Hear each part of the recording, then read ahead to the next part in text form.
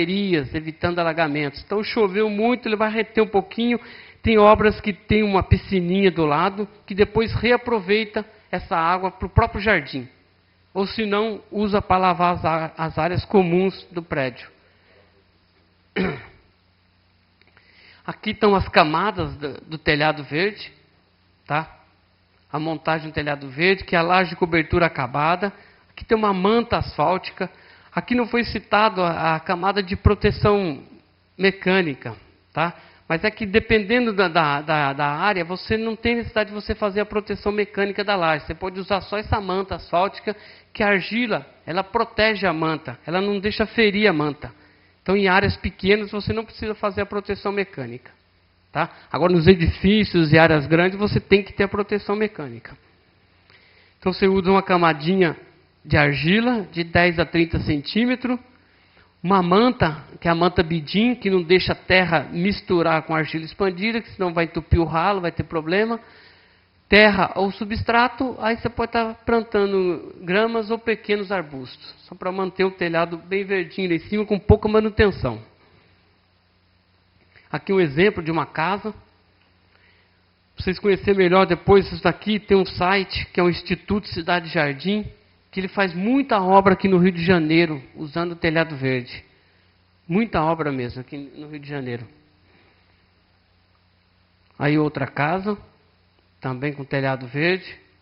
São exemplos que a gente tem para mostrar para vocês. E quais as vantagens no paisagismo? Mantém estável a umidade da planta, ela decora vasos e jardins, drena o excesso de água no solo, melhora o substrato e ajuda no enraizamento das plantas, recomendado para todos os tipos de plantas, e contribui para o LEED. Aqui um exemplo, na ilustração, aqui outra também, a argilinha está ali confinada ali embaixo. E aqui é os vasinhos que a gente mostrou lá no começo. Então, pessoal, era isso que eu gostaria de passar para vocês, que foram as aplicações em todo o setor da construção civil.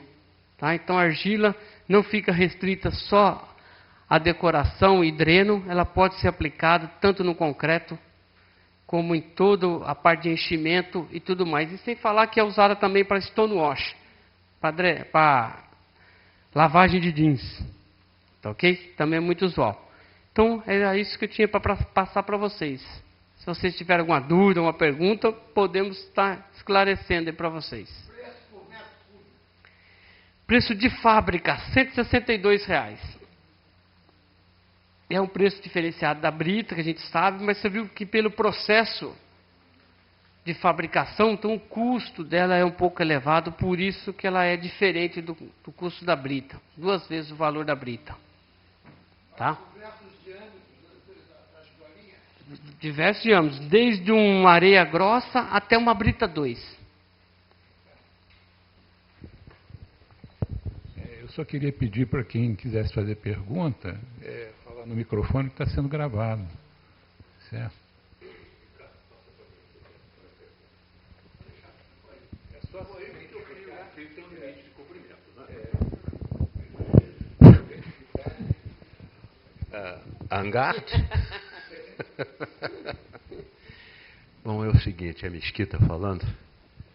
Sou sócio bastante antigo aqui do clube. Efetivamente eu conheço desde a época da Sinazita, etc. Correto. Mas uma curiosidade eu tenho, e que é a seguinte: você, me permita te tratar de você, porque afinal de contas você é um colega bem mais novo, tá vendo? Não quer dizer que não tem experiência. Mas você diz que a argila expandida, ela, depois que passa pelo processo industrial, ela está vitrificada, correto? Isso, correto. Mas, por outro lado, você informa que ela é porosa. Perfeito. Então, como aparece, aí avançar um pouquinho ao microscópio, essa vitrificação, ou seja, qual é o aspecto da superfície a um microscópio? Ela se apresentaria a um microscópio como se fosse uma tela?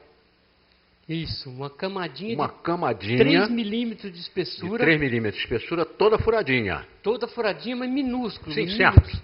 Tá? Porosa. Bem porosa. Agora, Porque a senão porosidade ela não, maior é interna, senão realmente. ela não absorveria a água. Isso, exatamente. Água essa que depois ela devolveria. Perfeito. Certo? Ou seja, a superfície, embora aparentemente lisa, ela não é de fato homogênea. É uma superfície e toda porosa. Perfeito. Então, Perfeito. Então eu entendi. Entendeu? Não vista a olho nu, igual nós estamos falando, microscopicamente, então deixa passar por ela. É óbvio que demora um pouquinho Sim, claro. para ela saturar. Por exemplo, as maiores, em 24 horas, ela satura 10% da massa dela. Tá? Não satura totalmente. Ela só vai ser saturada totalmente quando for usada no concreto, que com a pressão da bomba, Sim, ela aí- consegue preencher todos os vazios delas. Ok, Tá ok? obrigado. Por nada, imagina. Ricardo, agora é a tua vez. Eu até que faria uma pergunta. Será que teria aplicação em barragens de terra? Poderia aplicar sim, doutor. Só precisa ver qual é o esforço que ela seria submetida nessa barragem. Porque ela pode ser compactada, mas até uma determinada carga. Até uma determinada Porque senão ela carga. pode sofrer ação de esmagamento. Certo. Tá? Então a compactação dela não pode ser... Só pegando esse gancho que o senhor deixou aí, quando eu faço o concreto leve com ela, pessoal, eu não preciso vibrar muito o concreto. Se você vibrar muito, a tendência é os grãos, por ser leves, subirem. Tá? Então a vibração dela é mínima, é só para acomodar na forma. Tanto é que o concreto dela é quase que autoadensável. Tá? Então por isso que ele usa um slump alto também, para ele poder ocupar todos os vazios. Porque se a pessoa ficar segurando o vibrador lá, ela vai aflorar tudo. Aí dá problema, que a massa do concreto vai tudo para baixo e ela vai ficar para cima. Certo. Então a vibração tem que ser mínima possível. Exatamente, é o inverso. Isso, exatamente, é o inverso. Eu tenho uma pergunta para você, se essa argila expandida, ela é agregado algum produto para ela expandir, ou ela vai direto para o forno, o alto forno expande, ou você tem que colocar algum cal, alguma coisa junto do... Não, é a própria argila. A Essa própria argila já tem as propriedades, ela é rica em óxidos de cálcio, silício e tudo mais. Essas propriedades dela faz com que nessa temperatura ela queima as moléculas e expande a argila.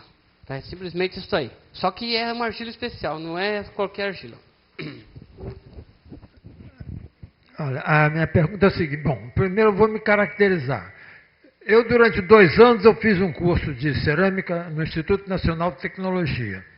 E depois passei 20 anos vendendo feldspato para as indústrias de cerâmica e indústrias de vidro. Então, eu pergunto a você o seguinte, a pergunta que o rapaz me fez anteriormente, eu te perguntei se essa argila teria que ser silimanita, você disse que não.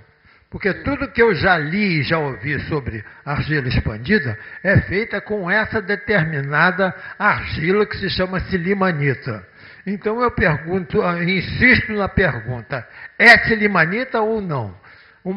Deixa eu terminar a pergunta. A pergunta que o colega fez foi muito conveniente. Para se obter esse produto que vai ser sinterizado, porque o fenômeno da cerâmica é uma sinterização, quer dizer, fusão incipiente. Então, a minha pergunta é um complemento da pergunta do colega. Este produto que vai fornecer isto que você chama de argila expandida, ela é um segredo industrial ou é já uma patente? Porque essa que é a minha pergunta, que ele inicialmente havia perguntado. Qualquer argila serve para fazer? Eu tenho quase certeza que a resposta é que não.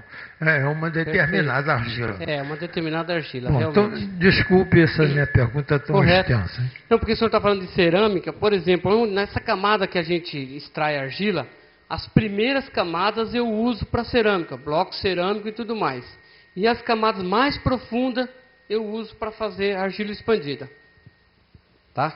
Então pode ser que tenha um pouco desse produto, mas vai ser mais a camada superficial da argileira. Tá? Mas não é qualquer argila que expande, não. É uma argila especial. Tá?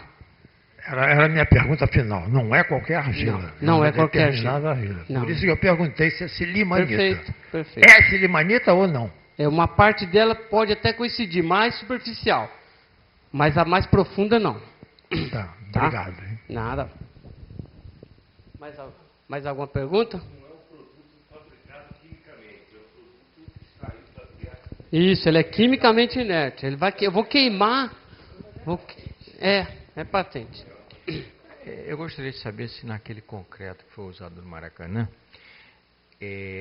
o traço é com uma determinada granulometria só da argila expandida ou é uma variação, é uma granulometria tipo como se faz o concreto convencional?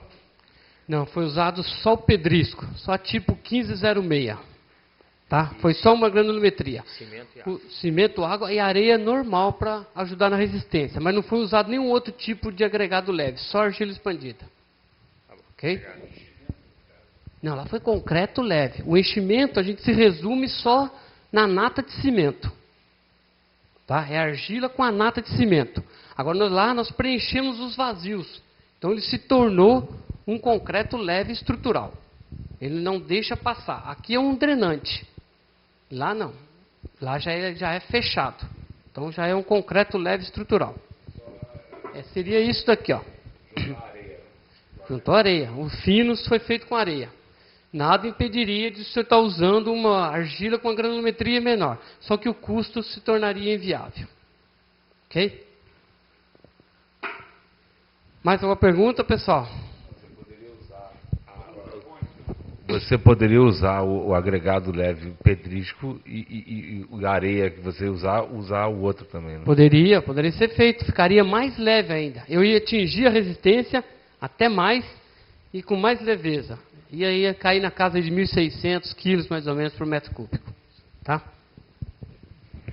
Quando eu perguntei resistência à compressão, então vou fazer assim mais caracterizado. Ela tem as mesmas características da brita na compressão? Não. A brita resiste até 100 MPa.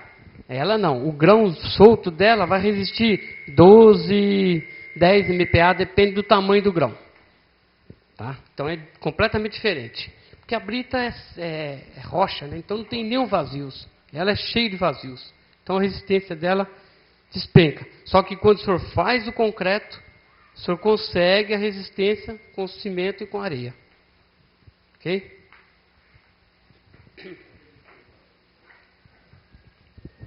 Bom, deixa eu insistir. Desculpe tantas perguntas. Né? Você acabou de dizer que, tudo bem, tem o agregado leve, o agregado fino. A minha pergunta é a mesma. Esse concreto vai ter a mesma resistência à compressão que o concreto com brita?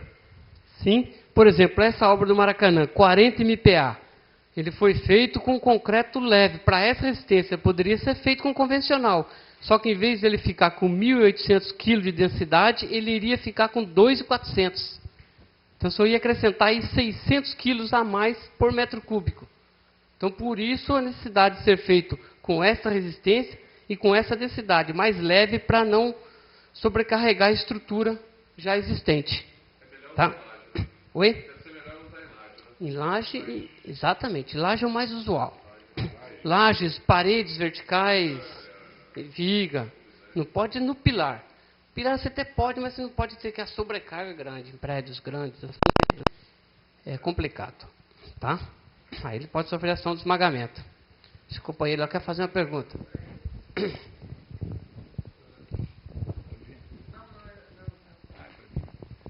Não, eu estava observando, o preço, apesar de ser mais caro, mas eu acho que deve ser compensado em razão do volume menor, né? Porque você fazer uma estrutura de concreto comum, ele tem um certo volume, um certo peso, no caso, e é substituído por uma leveza, né? Isso é compensado significativamente Exatamente. Em matéria de custos? Então, como eu falei, eu citei aquela obra do Steel Deck, quando ela é projetada para fazer no sistema Steel Deck, o senhor já vem prevendo todo esse alívio das cargas até a fundação. Agora, se é uma obra já existente, o senhor fez até uma determinada altura com estrutura convencional e depois querer fazer com leve, aí não é tolerável fazer isso aí, não compensa, é inviável.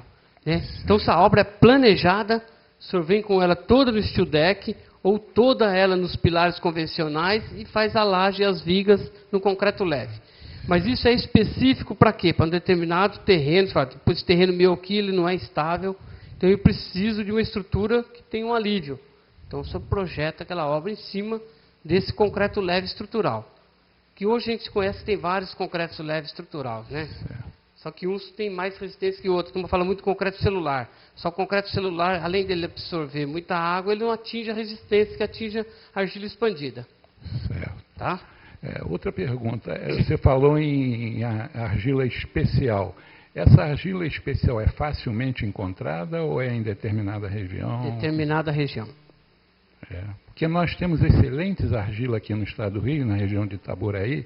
Eu não sei se seria aproveitável essa argila. Você não tem conhecimento? Não teria conhecimento. Isso aí a gente teria que analisar a estrutura da argila para saber se ela é viável ou não. E você encontra essa argila, essa fonte, mais no estado de São Paulo? Isso. Por exemplo, essa argileira nossa lá é uma argileira que ainda tem ainda para uns 60 anos de extração ainda.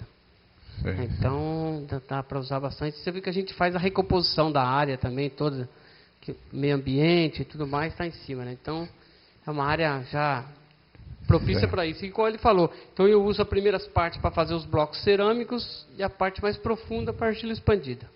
Certo. Alguém quer fazer mais alguma pergunta? Bom, a pergunta agora é a seguinte. A argila expandida, ela ainda não tem um tempo de utilização para se garantir as características dela. Porque existe na legislação da engenharia que o prazo é de 50 anos. Por exemplo, há 50 anos atrás eu construí grande parte da escola de engenharia no Fundão. E lá se vão os 50 anos, e toda a obra que eu fiz está lá perfeita. Então, a minha responsabilidade como engenheiro, ela já está realmente satisfeita. Então, a pergunta com respeito à argila expandida é que ela não tem 50 anos de vida ainda. Ela está no mercado desde 1960, como citei no começo, que onde foi usado para as obras da Sinasa, que foi feito pré-moldados em Brasília, foi feita ampliação do Rio Centro, foi usado na ponte Rio-Niterói, tem muita argila aí na ponte Rio-Niterói. Agora, quanto à durabilidade, eu já tenho obra aí com mais de 40 anos.